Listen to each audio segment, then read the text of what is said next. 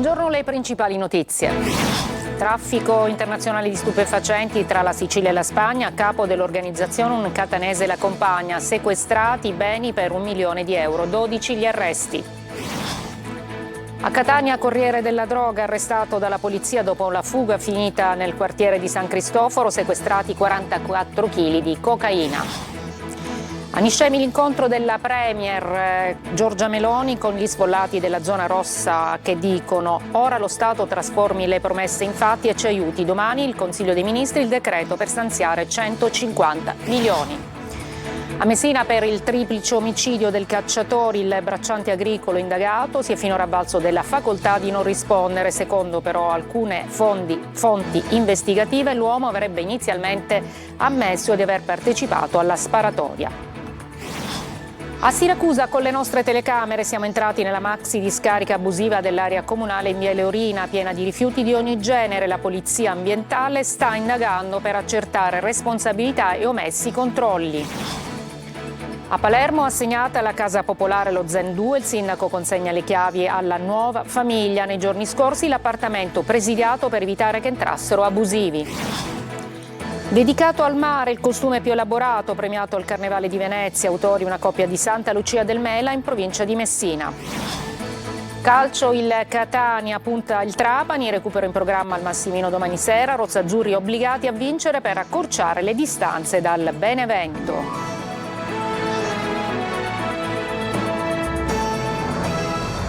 Eccoci, buongiorno, benvenute e benvenuti a questa edizione del mattino del nostro telegiornale. In apertura un traffico internazionale di droga, 12 gli arresti tra Sicilia e Spagna. A capo dell'organizzazione c'erano un catanese e la compagna, sequestrati marijuana, hashish, armi e €1 milione. Tonino De Mana. 12 indagati, un maxi sequestro di cannabis e di un'ingente somma di denaro, oltre €1 milione. È il bilancio di un'operazione antidroga internazionale denominata Barcellona Express Farfalla, che ha portato all'arresto di 12 persone tra Sicilia e Spagna. I reati ipotizzati, a vario titolo, sono di associazione a delinquere finalizzata al traffico internazionale di stupefacenti, con l'aggravante per il promotore della disponibilità di armi, detenzione, spaccio di droga e riciclaggio.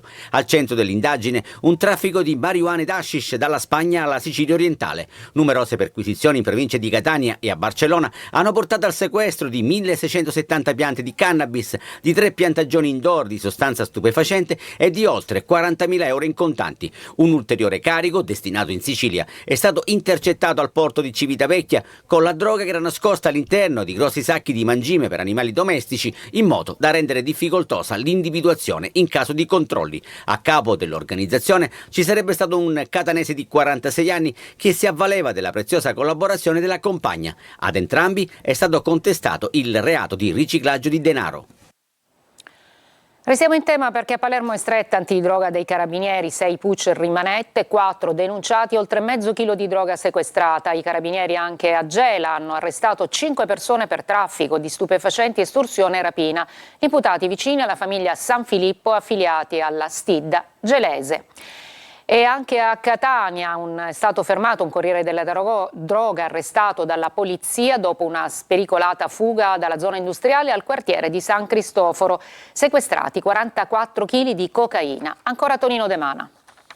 Si aggirava alla zona industriale di Catania con un'auto, probabilmente per rifornire acquirenti, lontano da sguardi indiscreti. Un accorgimento che però non è riuscito ad evitargli prima la perquisizione, poi il sequestro e contestualmente le manette. Un extracomunitario di 31 anni è stato arrestato dalla squadra mobile con l'accusa di detenzione di sostanze stupefacenti del tipo cocaina. L'uomo è stato sorpreso dagli agenti mentre armeggiava sotto il sedile anteriore lato passeggero. Vistosi scoperto, ha tentato di scappare speronando l'auto di servizio e dandosi alla fuga fino a San Cristoforo. È a quel punto che ha abbandonato l'auto per cercare di far perdere le tracce. Sulla macchina lasciata ai margini della strada sono stati sequestrati 10 panetti di cocaina per un peso di 11 kg ed un borsello nero contenente un telefono e 2 passaporti panamensi appartenenti allo stesso fuggitivo. A seguito di ulteriori controlli sono stati rinvenuti altri 28 panetti di cocaina. Complessivamente sono stati sequestrati 44 kg di droga. L'uomo, poi rintracciato, è stato rinchiuso nel carcere di Piazza Lanza. Voltiamo pagina, la Premier Giorgia Meloni ieri in visita a Niscemi, al nostro TG, le parole degli sfollati della zona rossa che dicono abbiamo perso tutto ma vogliamo ripartire da qui, ora lo Stato trasformi le promesse in fatti. Sentiamo Gerry Italia.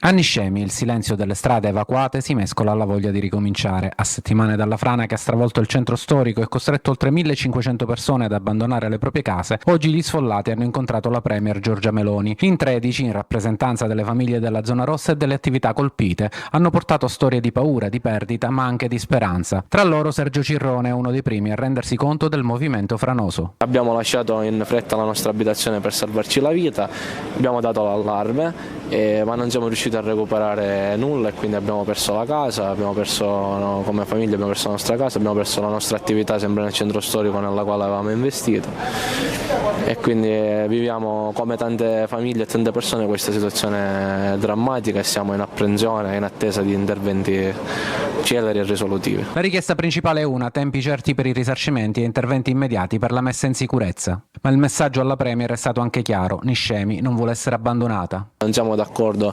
con soluzioni di fortuna, con Newtown, con altre soluzioni che non ci interessano. Ecco, noi vogliamo essere risarciti ed essere liberi di rifarci una vita, di ricominciare una vita dove ci pare. Il tema della sicurezza resta centrale soprattutto per chi dovrà rientrare nelle zone a rischio. Chi dovrà rientrare dovrà avere appunto la garanzia di poter ritornare in sicurezza e questa sicurezza la danno gli interventi che dovranno essere fatti nei costoni. L'incontro con la Premier ha lasciato un sentimento diffuso di fiducia, ma anche l'urgenza di passare dalle parole ai fatti. Noi vogliamo ricevere questi aiuti per ricostruirci una vita qui, per ricostruire una vita a Niscemi e ricominciare, ma non tra 10 anni, 14 anni come è stato fatto, qualcuno anche se ne vanta, ma adesso. Perché tra le macerie e le case chiuse, Niscemi non chiede assistenza ma la possibilità di ripartire e il tempo per chi ha perso tutto è diventato la prima vera emergenza.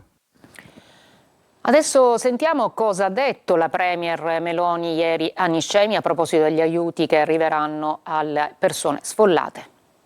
Per Niscemi c'è un stanziamento specifico che riguarda 150 milioni di euro con la nomina di un commissario straordinario nella figura del capo della protezione civile, prefetto Fabio Ciciliano, perché non volendo perdere neanche un giorno di tempo, così siamo già immediatamente operativi con la struttura. Le risorse sono dedicate sostanzialmente alle 3 grandi priorità soprattutto, e cioè la demolizione delle case che devono essere demolite, la messa in sicurezza del territorio, perché è inutile che noi cerchiamo di risolvere i problemi se si possono ripresentare, e ovviamente gli indennizzi per chi ha perso le case, ovviamente anche per le attività produttive, al netto di quello che già è stato fatto e al netto di quello che prevede il resto del decreto, che vale per tutte e 3 le regioni che sono state coinvolte dal problema alluvionale, ma incidono ovviamente anche per Niscemi. Sul resto del decreto noi prevediamo diverse centinaia di milioni di euro per quello che riguarda il ripristino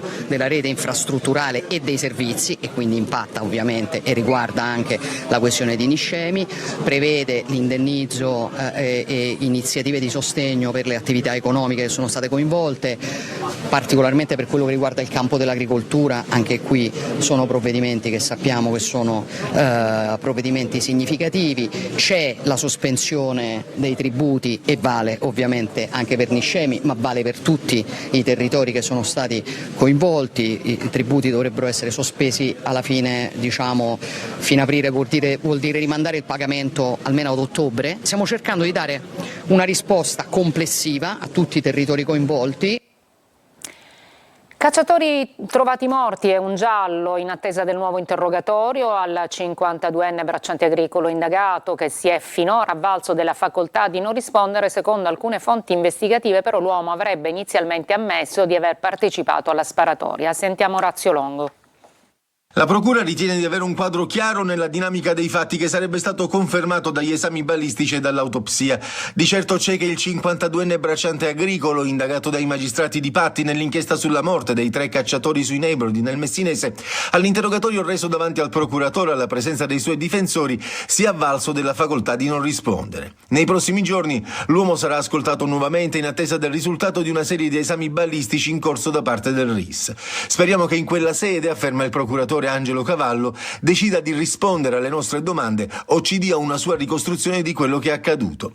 I fratelli Davis e Giuseppe Pino, di 26 e 44 anni, di San Pierniceto, e Antonio Gatani, di 82 anni, di Patti, sono stati trovati senza vita con ferite da arma da fuoco il 28 gennaio scorso nei boschi di Montagna Reale. Secondo alcune fonti investigative, l'uomo avrebbe ammesso di essere stato presente quella mattina e di avere partecipato alla sparatoria che sarebbe scaturita da un iniziale incidente. Ammissioni che però l'uomo avrebbe reso non alla presenza di un legale, non pienamente utilizzabili sul piano processuale, né tantomeno confermate durante l'interrogatorio ufficiale, dove si è avvalso della facoltà di non rispondere. Insomma, tutto da vedere e verificare ancora nella ricostruzione del giallo. Intanto i legali del 52enne annunciano che presenteranno denuncia per violazione del segreto istruttorio. E potrebbe essere nella telecamera del fucile della più giovane delle vittime la chiave del giallo dei 3 cacciatori trovati morti, uccisi a colpi di fucile appunto sui Nebrodi nel Messinese. Gli investigatori stanno analizzando il filmato per cercare di comprendere la dinamica dei fatti, cosa non semplice perché il video girato nel bosco all'alba sarebbe poco chiaro. A Siracusa le nostre telecamere accendono i riflettori su una maxi discarica nell'area comunale recintata di Via Elorina, vicino all'eliporto, con rifiuti di ogni genere. La polizia ambientale sta indagando per accertare responsabilità e eventuali omissioni. Francesco Aloi. Tonnellate di rifiuti sparse ovunque, visibili anche dal satellite. L'Expo dell'immondizia è qui, in quest'area comunale, accanto all'eliporto.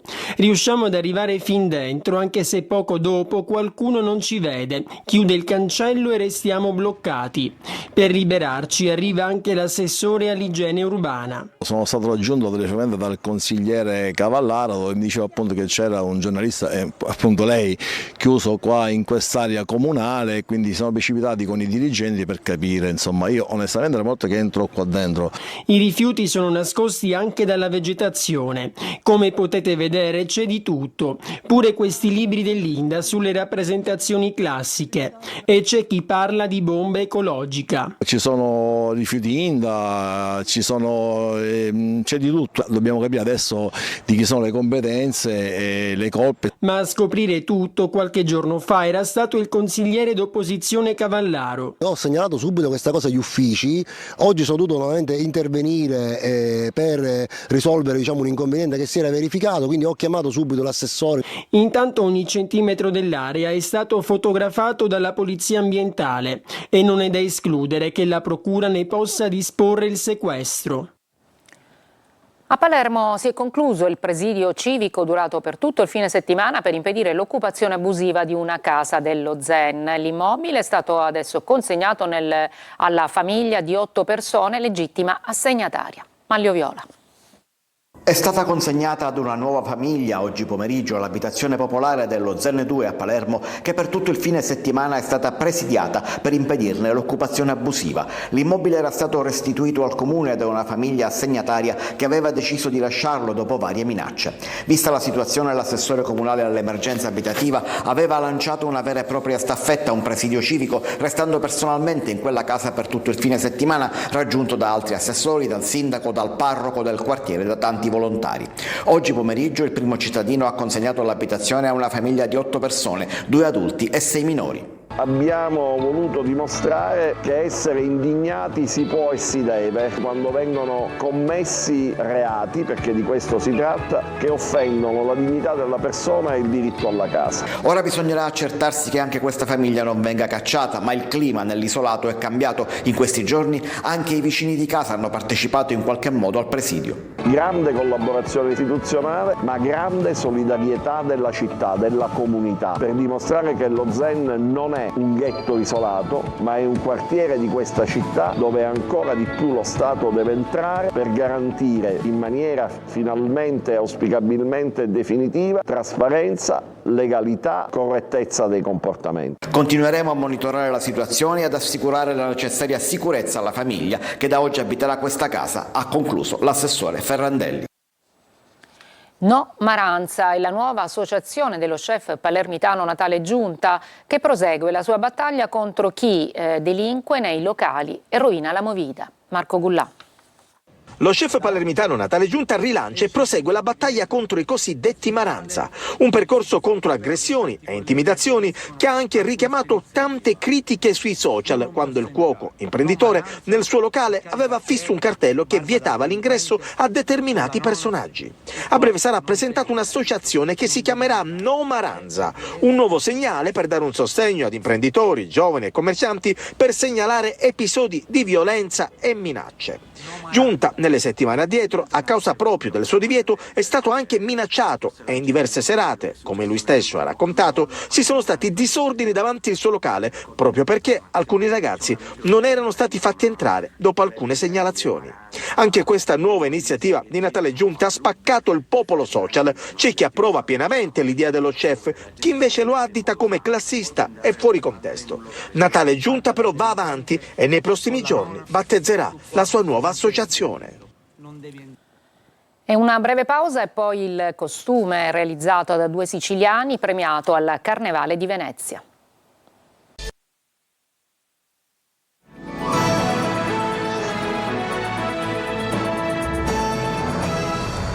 Il Mar Mediterraneo al Carnevale di Venezia nella storica piazza San Marco, trappizi e costumi premiati Maria Lipari e il marito Salvatore da Santa Lucia del Mela nel Messinese. I loro abiti ispirati al mare sono le maschere più elaborate del Carnevale veneziano. Desiree Ferlito. Tutta la bellezza, i colori e le sfumature del Mar Mediterraneo in un vestito. La Sicilia premiata allo storico Carnevale di Venezia, trappizi, maschere e costumi meravigliosi. A trionfare con l'omaggio al Mar Mediterraneo Maria Lipari e il marito Salvatore di Santa Lucia del Mela nel Messinese, entrambi appassionati del carnevale, veterani della competizione dal 2018, ogni anno con un tema diverso, l'estate, la primavera, l'inverno, tutti abiti realizzati a mano, curati nei minimi dettagli, oltre 6 mesi di lavoro e tanta passione. I loro abiti, ispirati al Mare Nostrum, sono le maschere elaborate più belle del Carnevale di Venezia 2026. La premiazione tra applausi e un pubblico numerosissimo in piazza San Marco, salotto del Carnevale veneziano. Oltre 200 le maschere che hanno sfilato in piazza, provenienti da ogni angolo del mondo ad esibire le proprie creazioni, dagli abiti futuristici a quelli storici, ispirati alle fiabe o addirittura ai Giochi Olimpici. Il Carnevale di Venezia conferma il suo fascino internazionale tra storia e spettacolo. Si intitola Sub Tutela Dei, la mostra itinerante sulla figura del giudice Rosario Livatino, che fa tappa anche a Ragusa all'interno del Palazzo di Giustizia, la storia del giudice ragazzino che continua a essere simbolo di fede vissuta ed impegno per la giustizia. Veronica Barbarino. Un professionista ispirato dai principi cristiani e dall'amore per la giustizia. Ucciso nel 1990 a solo 38 anni dalla mafia d'Agrigento, il giudice Rosario Livatino viene raccontato a distanza di oltre 30 anni in una mostra itinerante in tutta Italia e oltre confine che oggi fa tappa anche a Ragusa. All'interno del Palazzo di Giustizia, infatti, 35 pannelli con testi dei suoi diari, immagini e contributi audio-video ripercorrono la formazione personale e professionale del giudice ragazzino, il contesto storico e sociale in cui operò, il martirio e la beatificazione. Il primo magistrato beatificato nella storia della Chiesa è una presenza in grado di parlare a tutti, non soltanto agli addetti ai lavori, ci indica un percorso attraverso il quale la relazione con le cose quotidiane diventa relazione con il significato più profondo della vita. Un eroe contemporaneo, esempio della lotta contro la mafia e testimone del coraggio di non arrendersi di fronte alla sopraffazione della criminalità. La mostra Sub Tutela Dei è visitabile fino al 20 febbraio ed è un'occasione per riscoprire un uomo che ha fatto della giustizia una missione vissuta, come amava scrivere, sotto la tutela di Dio. Breve pausa alla pagina del calcio con il Catania che si prepara ad affrontare il Trapani.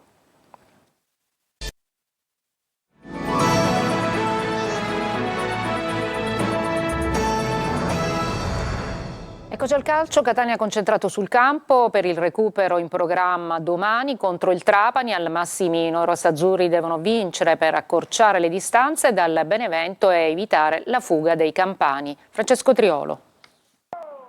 L'imperativo è rialzarsi subito perché il pareggio di Siracusa ha rallentato quella che doveva essere la rincorsa al Benevento. Il Catania adesso non può fallire nel recupero contro il Trapani che si giocherà mercoledì al Massimino. Vincere con i Granata per accorciare dalla capolista è quasi un obbligo.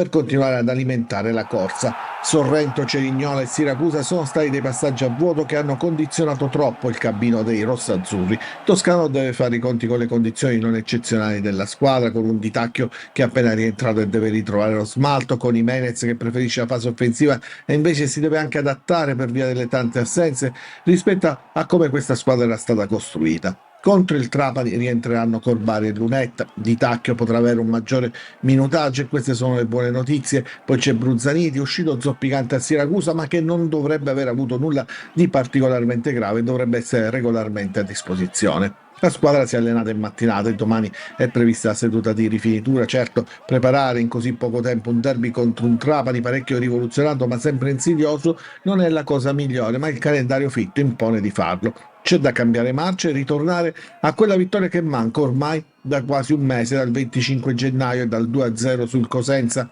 che valeva il primo posto in coabitazione col Benevento. Da quel giorno la frenata rossazzurra. È tutto per questa edizione, la prossima alle 14. Grazie per l'ascolto e buona giornata.